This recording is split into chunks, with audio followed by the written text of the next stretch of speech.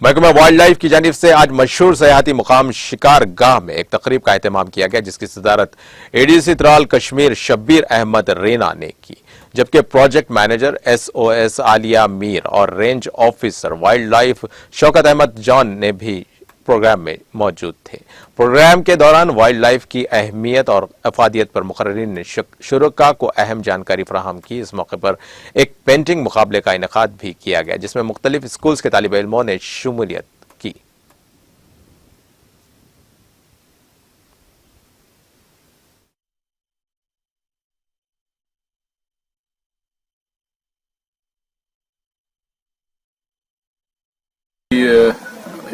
Wild life conservation ہفتہ ہر سال منایا جا رہا ہے 2 اکتوبر سے 8 اکتوبر تک۔ اسی کے لحاظ سے یہاں پہ ایک چھوٹی سی فنکشن منعقد کی گئی،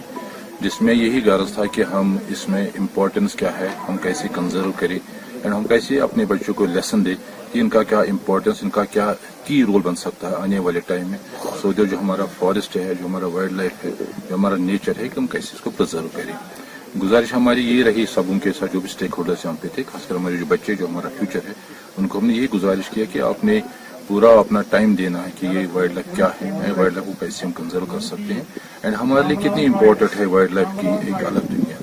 اینڈ نیچر نے بنا دیا ہے، ہر کوئی چیز جو بھی کریٹ کیا ہے اس میں کہیں نہ کہیں